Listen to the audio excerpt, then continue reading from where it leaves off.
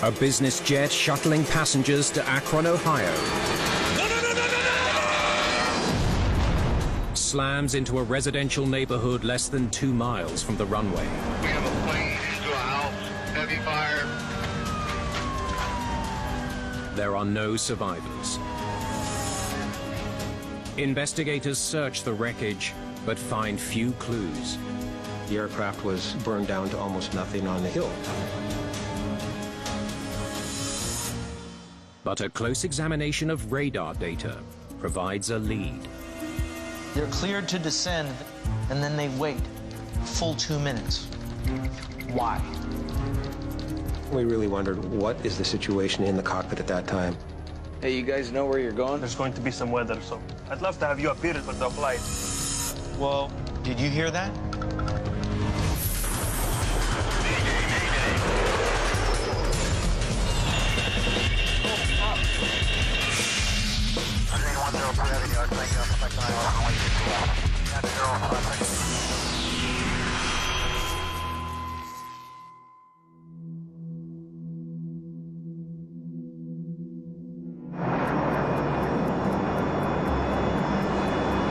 Execuflight 1526 is climbing towards cruising altitude over the U.S. Midwest.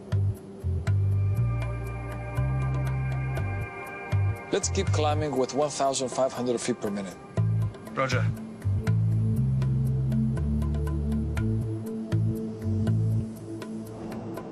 On board are 7 executives from a Florida-based property management company. Sorry. They've chartered the luxury jet from Execuflight, a private carrier based in Fort Lauderdale. Donnie Shackelford is a former captain who flew with Execuflight. Execuflight caters to the people of South Florida for business purposes, also to entrepreneurs, athletes, and even entertainers. 17,000 feet. Roger. 17,000 feet. Leveling off.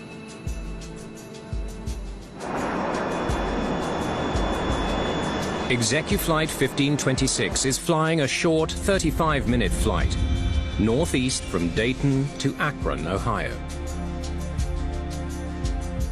First Officer Renato Marchese is the pilot flying the twin-engine Hawker 700.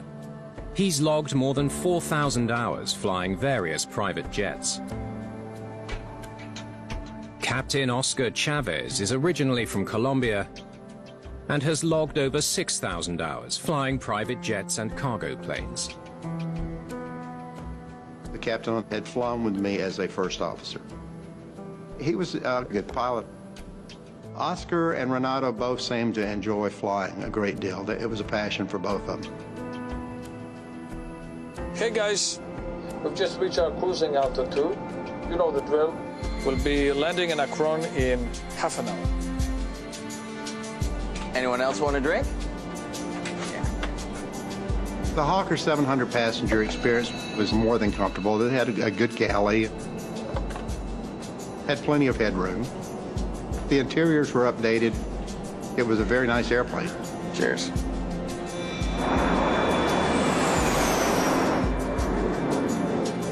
Zipline 1526, descend to 13,000. Zipline is Execuflight's call sign. Descending to 13,000 feet. Thank you. Zipline 1526. I'm going to check the weather. Automated weather observation. Wind 290 at 07. Overcast 1,800. Temperature 0.9 Celsius. All right. We have overcast weather. The crew prepares for possible bad weather in Akron. Okay, let's see. Akron, right. Heading? 249. Flight 1526 continues its descent.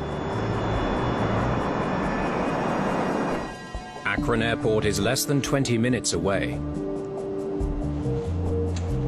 I'm gonna go check to see where we're at.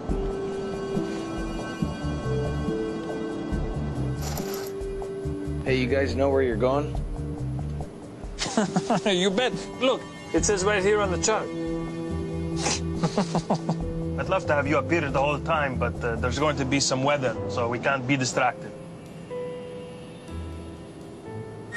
It's not like the airlines where you have a closed door. There's an open door. I mean, they can walk up to the cockpit and ask questions.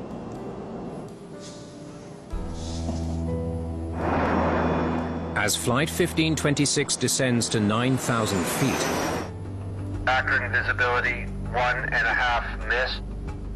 Sky condition overcast 600 broken. the crew learns the weather in Akron is getting worse. Temperature 1 Celsius. They need to know if it's still possible to land there. 1.5 mile visibility. What visibility does this approach want? 1.25 miles. All right, so we have visibility. 6 minutes from Akron, the crew has a new distraction. A flight instructor is teaching a student pilot how to land in bad weather on the same runway assigned to Flight 1526. Zipline 1526. We do have another aircraft that's inbound to the airport that is slower than you.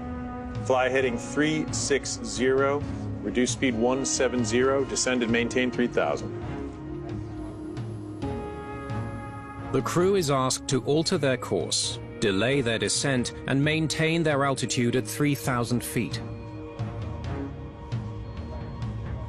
Speed is 170 and 360. Zipline 1526.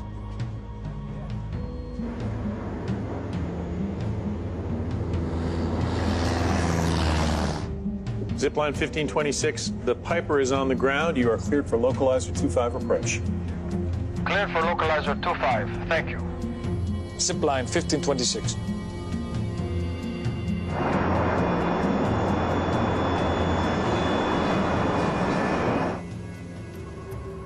The Piper radios Flight 1526 with a weather update.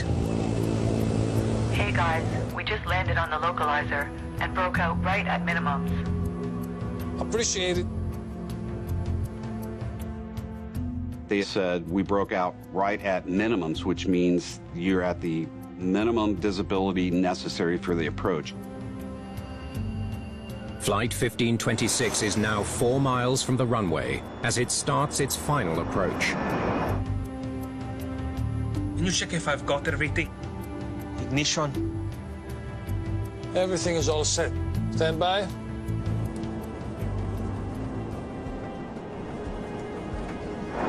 2.5 miles from the airport, the pilots are still searching for the runway.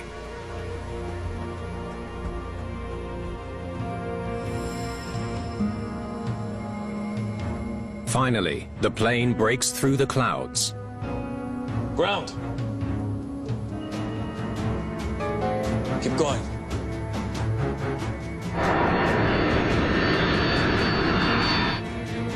Okay, level out now.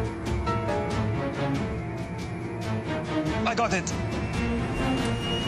Pull up. Pull up. Pull up. Hey, what's going on? Pull up. Pull up.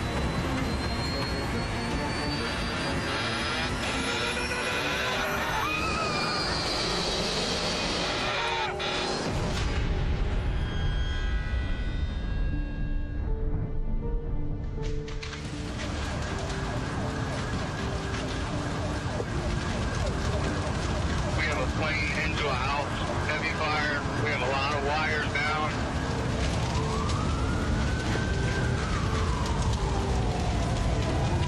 ExecuFlight 1526 has crashed into a 2-story residential building.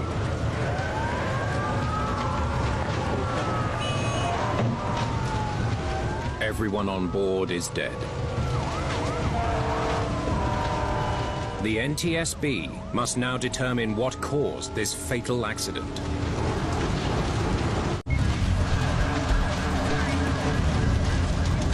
ExecuFlight 1526 plunged into a residential neighborhood in Akron, Ohio.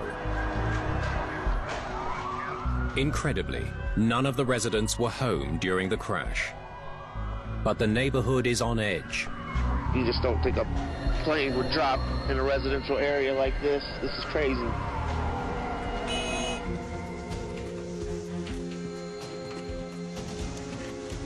Yeah, it looks like the left wing hit first.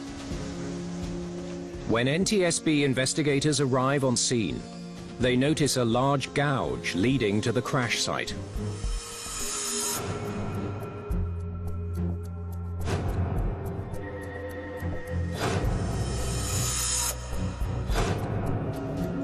One of the first things I noticed as I was walking up was a large gouge in the front yard in front of one of the townhomes. It obviously told me that there was a control problem with this airplane on the approach.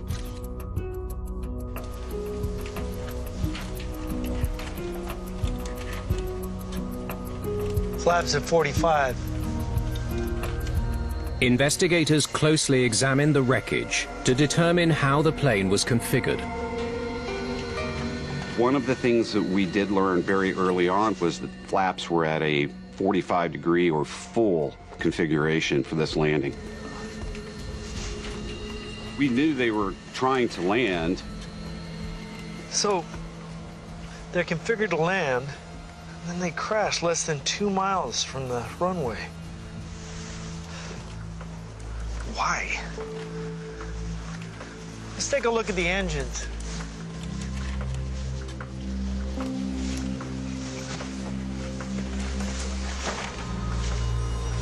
Did the engines fail as the plane approached the airport?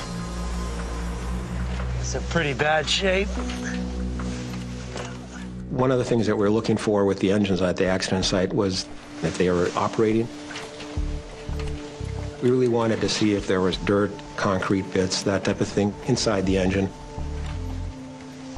It's like a building insulation. Soil. Those gave us indications that at impact these things were producing power. The NTSB is no further ahead in solving the mystery of Flight 1526. A team is dispatched to air traffic control, hoping the controller can provide some insight. No Mayday call. Nothing unusual. Oh, well, they were delayed by a Piper that was ahead of them. I instructed them to change heading, reduce speed, and maintain 3,000 until cleared, which I did at 14:49:22 when they were 5 miles out. Zipline 1526, the Piper is on the ground. You are cleared for localizer 25 approach. The Piper didn't affect their landing. The Piper was on the ground when the business jet was still about 5 miles from the airport. Ample distance for a safe landing.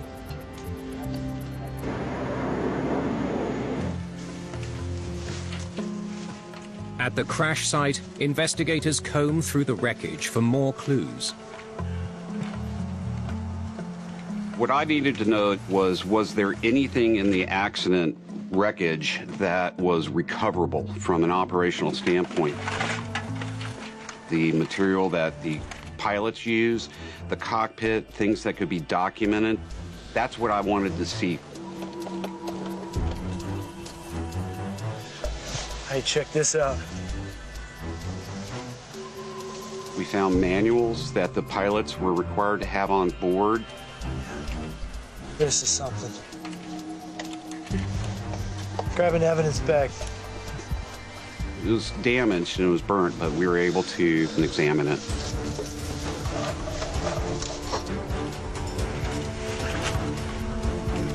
Investigators then make their most significant discoveries so far. We found the angle of attack indicator in the cockpit wreckage. That's important because at a certain angle of attack, the wing will stall. What angle were you at? It was damaged extensively, but they could see that the needle was in the red band.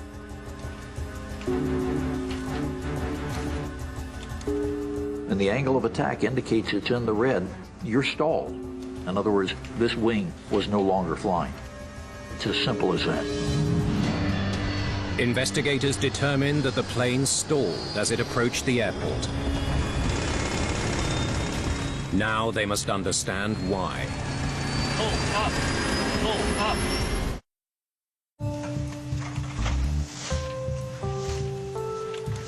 It's great. Get that to Washington. The cockpit voice recorder from ExecuFlight 1526 is recovered and sent to NTSB headquarters for analysis. When we found out the aircraft did have a cockpit voice recorder, the first thing we were very interested in doing is making sure it got back to our labs. I didn't know if we had good information. The CVR is doubly important in this case, since the Hawker 700 wasn't equipped with a flight data recorder. Flight data recorders are incredibly important because they give us a no-question look at precisely what the flight dynamics were all the way to impact.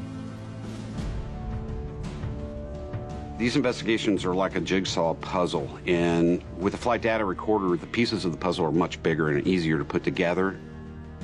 By not having a flight data recorder, it didn't give us a whole lot of information early on in the investigation. While investigators wait for the voice recording, they work with what they have, the documents found in the cockpit wreckage. The weight and balance. Well, you look at that. We found that the weight and balance didn't account for the auxiliary power unit. It's a little jet engine in the back that helps power the aircraft when it's on the ground. So, they had no APU. The team wonders how this compares to what they discovered at the crash site. Hello, APU. We saw that the APU was on board because we found it in the wreckage. Looks like they were carrying more weight than they thought. Investigators believe they've found an error in the plane's documented weight and balance. Were they too heavy? Wonder how much this plane truly weighed. The pilots made their calculations without accounting for an APU, but there clearly was one on board. We certainly had a concern about whether or not the airplane was within its weight and balance. The NTSB calculates the actual weight of the plane during its final flight. The APU weighs 300 pounds.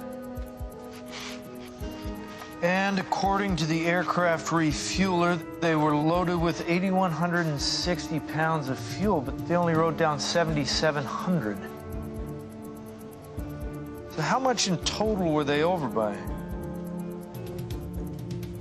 They were only 286 pounds overweight. The plane's actual weight was slightly more than what the pilots recorded.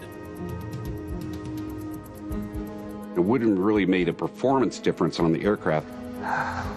The weight of the APU and the additional fuel was not enough to affect the balance of the airplane. But it did tell us that this crew and this company wasn't following their procedures appropriately. Somebody wasn't watching what they were supposed to be doing. Investigators need to look elsewhere to explain why Flight 1526 stalled.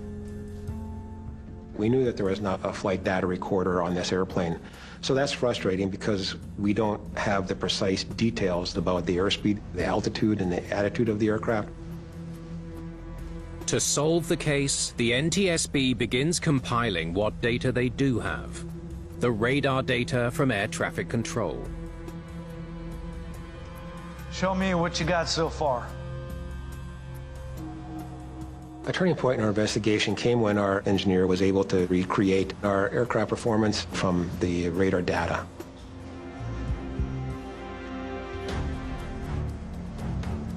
Okay. They're 150 knots, 4 minutes before the crash. Okay, keep going. Our aircraft performance expert was able to estimate the airspeed of the airplane, the angle of attack, the attitude, the altitude, and rate of descent. As the plane approached the airport, you expect the airspeed to decrease. It drops from 300 down to 150, everything normal. Investigators find nothing unusual about the flight until they focus on the last 2 minutes. Look here. The speed drops to 130 knots, and then it keeps dropping to 98 knots. No wonder they stalled. The thing that really stood out was the excessive rate of descent at the very end was 98 knots, which was going to stall the airplane. Airspeed is life. This is one of the most important points in flying any airplane, but especially a jet. Maybe they were trying to stay clear of the Piper. Doubt it. The controller told them the runway was clear 3 minutes before it stalled. The airspeed data leaves investigators with more questions. Let's look at the altitude data. The team reviews the plane's descent profile for the period leading up to the crash. The early part of the descent looks pretty normal. They're doing a dive and drive approach. They level off at 9,000, 5,000, 4,000. Look at that. That's odd. Can you blow that up? They make an important discovery. Look, they hold at 3,000 feet for an entire 2 minutes. That's way too long. And then they plunge steeply. Bring up the final approach they were supposed to take.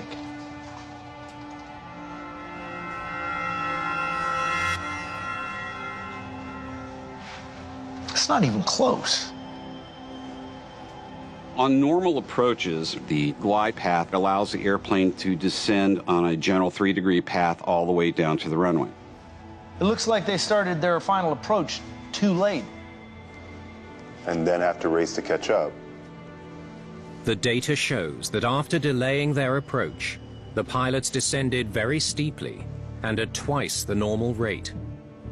Once they started diving the airplane down to 2,000 feet a minute to get to that lower altitude, that approach was unstable. And at that point in time, they should have executed a go-around.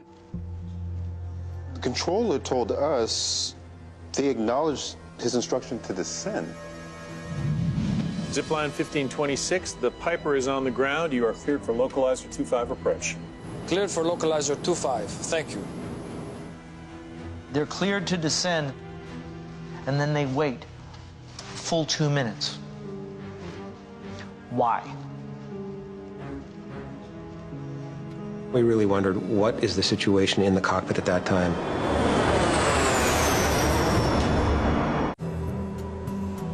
NTSB investigators turned to the cockpit voice recorder from Flight 1526 to understand why the pilots delayed their final descent into Akron. Take it from the first instruction about that Piper.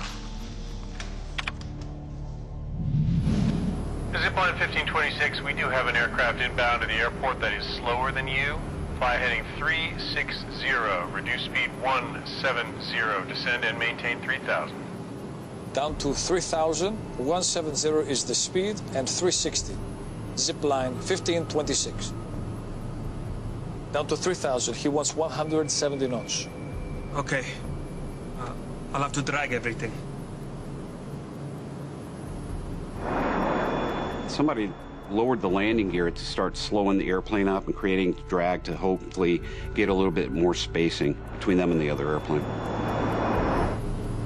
Did you hear what he said? There's another plane on the approach. He's slower than us. We don't know if he's on the ground yet. The captain was very concerned about the spacing between them and the training flight and was saying that to the co-pilot. Did you hear that? Investigators hear the sound of the engine thrust decreasing. Let's see the airspeed again.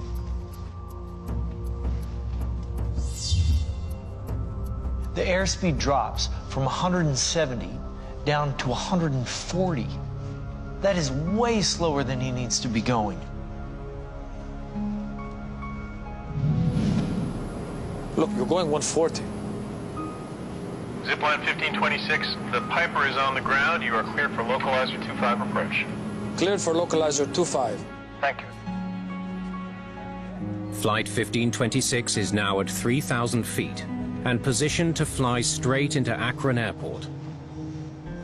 They should start their descent. Why did the pilots delay their descent for 2 minutes, forcing them to catch up? You're going 120. You can't keep decreasing your speed.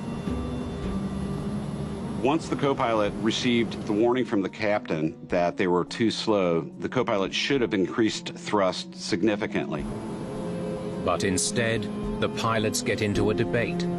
Oh, 120. Where do you get 120? It's more like 125, which is the approach speed. But you've still got the flaps to go. And when they go down... This is what I'm saying. If you continue decreasing your speed... But why? Because we're going to stall. I don't want to stall. How do we... Stop. They are so busy arguing about their speed that they forget to start their descent. There was about 2 minutes of conversation concerning the airplane's speed. The pilot and first officer were actually arguing that it was getting too slow. That delay of almost 2 minutes was critical. He's already too slow, and he's overflown the altitude he should be at. And now they've got to chase the approach. Now he's got to get the airplane down fast. Okay. What investigators hear next is even more shocking. Hey guys, we just landed on the localizer and broke out right at minimums. They were notified that the small airplane had landed safely on the runway. Full flaps.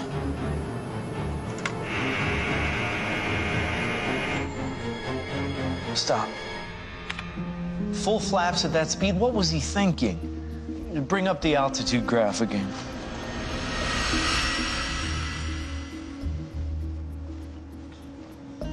Oh, hey, that's why the plane starts to drop like a rock. The team finally understands why Flight 1526 ended up in a 2,000 feet per minute descent, twice the recommended rate. The first officer was racing to get the plane back on course. The airplane is too high, it's too slow, and with full flaps rather than partial flaps. They really needed to get down in a hurry. And really that is the turning point when we said this airplane is not configured properly for the approach, and this puts the crew and passengers in really a lot of danger. He should have just called a missed approach. Try it again. Investigators now need to understand why the pilots continued their dangerous descent. When we look at the errors that the pilots made, we really had to wonder, what was their background? NTSB investigator Sathya Silva examines the pilots' personnel records to see if they explain their behavior on the day of the accident. The first officer had more than 4,000 hours of flight time. He was the pilot in command for 3,200 hours, and he passed all his courses. Health? He just turned 50. No sign of drug or alcohol in the system. But take a look at this. Looks like he pulled an all-nighter 2 nights before the accident. Could he have been fatigued? For the first officer, what we found was he did not have the rest several days earlier that the regulations required. Let's see what the airline has to say. So we wanted to take a look and see if a chronic fatigue problem may have manifested itself several days later to hopefully explain why this crew, and particularly the first officer, was making so many mistakes. Thanks for coming in. Happy to help out. Silva interviews Execuflight Captain Donnie Shackelford, who had flown with First Officer Marchese leading up to the crash. Tell me about your last flight with the first officer. 2 days before the accident, we flew into Fort Lauderdale.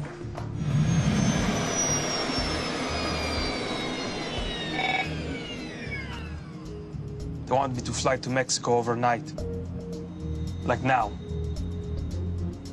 That would be fine to go, considering the duty time issue, as long as they remained overnight in Mexico. So, did he sleep overnight in Mexico? Nope, came right back to Fort Lauderdale. I talked to him the night before the crash. He told me that he was worn out from the other trip. Even though he was legal as far as the number of hours between, he was not rested. He should not have been on that flight. The fact that the first officer had to fly an overnight flight and not sleep when his body wanted to sleep resulted in circadian disruption. We know that human beings have limits. If you're not getting the appropriate sleep over time, your attitude can go to heck in a handbasket, and that can crash airplanes. Because the first officer did have the required amount of sleep the night before the crash, investigators can't definitively point to sleep deprivation as the cause of their poor decision-making. There's something about the flight that still troubles Silva. How often would the first officer be the pilot flying? Only if there were no paying passengers. Why? Company policy. The company did have a procedure to enable first officers to get experience flying the aircraft, and those were in empty legs where passengers weren't on board. Renato should not have been flying. It should have been Oscar. Silva discovers that the captain violated standard operating procedures. What we don't know, and what is a little confusing, is why in this case, when you had passengers in the back, you had weather that was going to be a factor and an approach that was going to be relatively challenging, why this captain decided to allow his first officer to fly.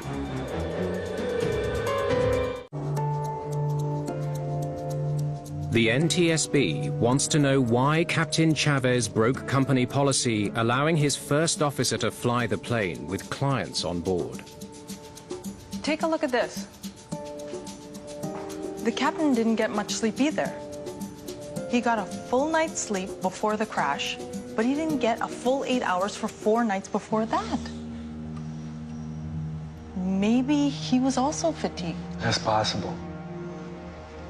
As we looked further back into his records, it looks like the days prior, he actually only averaged about 6 hours of sleep.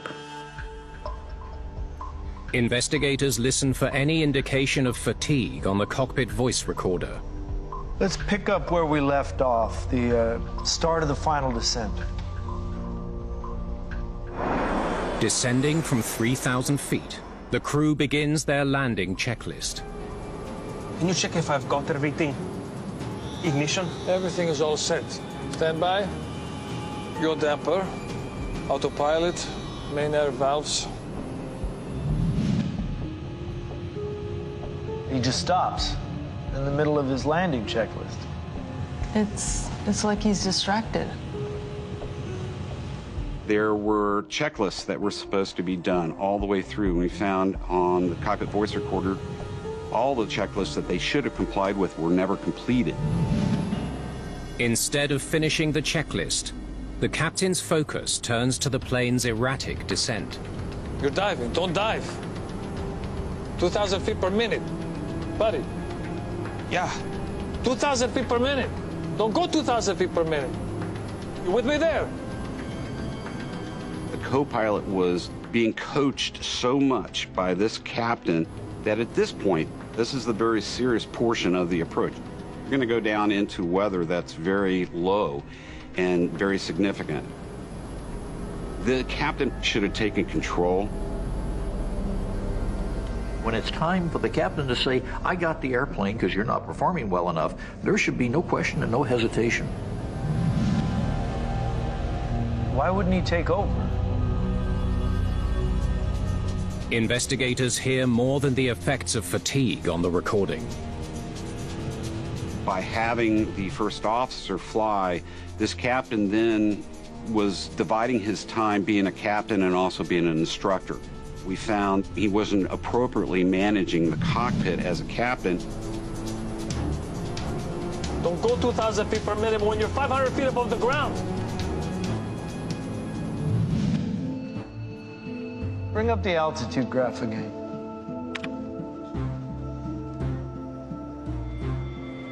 They're less than 500 feet off the ground. That's below their minimum descent altitude. It's critical that you do not descend below that altitude until you have a visual view of the airport or the runway. But they continue to descend. Ground. Oh, now he can see the ground, but not the runway. They're coming down from 3,000 feet, and they've got to get to the minimum descent altitude, which is only 500 feet above the ground.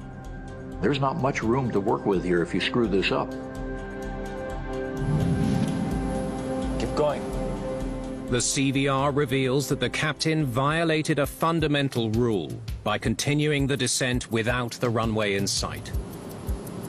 If you don't see the field, then you do a go-around.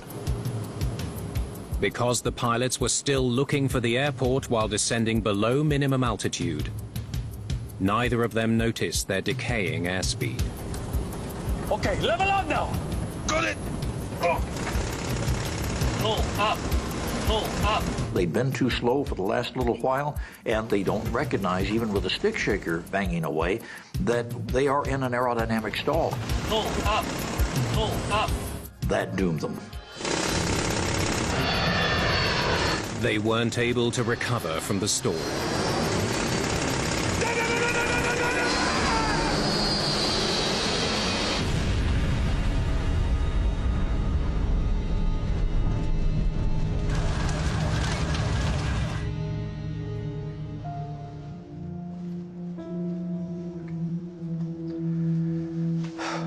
It's a perfect storm of their own making. Investigators find enough evidence on the voice recording to conclude that fatigue was likely one component of the crew's poor decision-making. We found that the captain's behavior could have been attributed to fatigue. But fatigue alone doesn't explain the long list of botched procedures on Flight 1526. They broke so many rules, makes you wonder who trained them. They weren't following their procedures. They missed checklists and call-outs. They got delayed on the approach. They were flying in the wrong configuration. We decided to go back and take a look at their training. What was it that led up to them making these mistakes?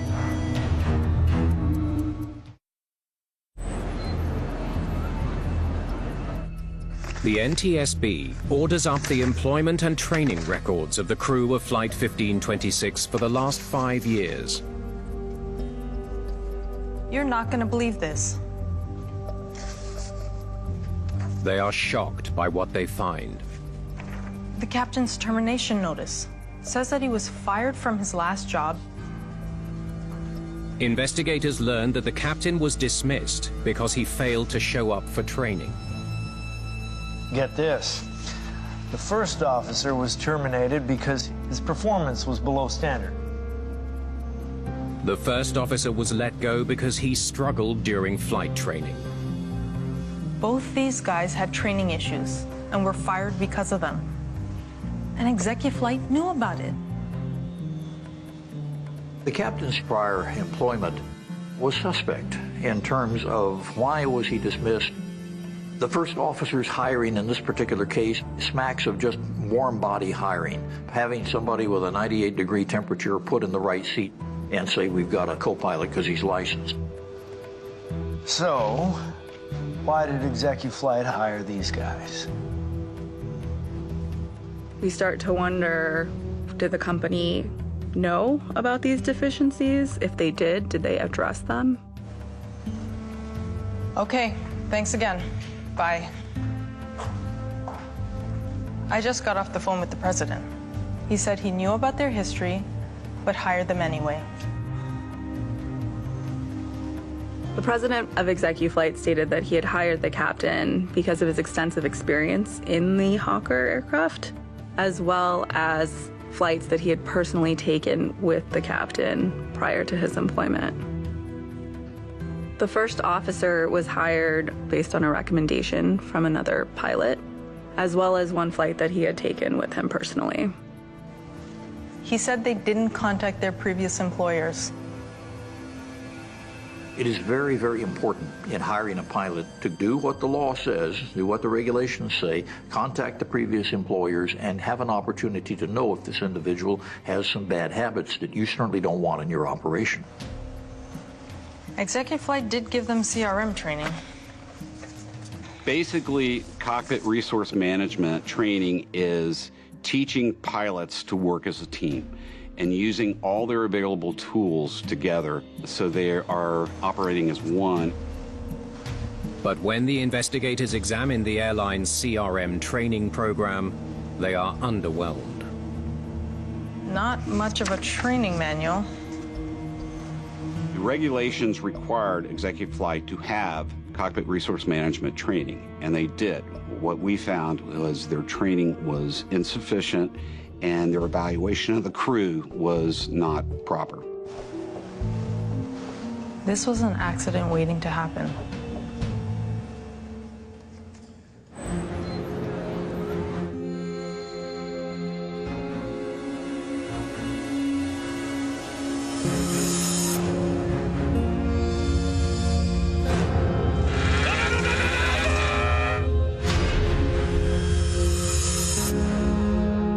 The NTSB concludes that the probable cause of the crash was the crew's mismanagement of their approach, deviation from operating procedures, and ExecuFlight's lax hiring and training practices. We determined that ExecuFlight did not enforce and did not make sure that the pilots were following standard operating procedures. In their report, the NTSB makes several recommendations for private operators like ExecuFlight. They include better training for pilots on non-precision approaches like the one into Akron, and the installation of flight data recorders that could also be used to monitor the progress of their flights. The NTSB recommendations really comes down to what kind of scrutiny you have on your pilots. Do you know what's going on in your cockpit? Do you know what your pilots are doing? Standard operating procedures, these are incredibly important. It's like we say airspeed is life. Well, adherence to standard operating procedures is life. And if you begin to remove that structure, you go back in time and you lose the benefit of all the lessons that we have paid so dearly for in the past by crashes.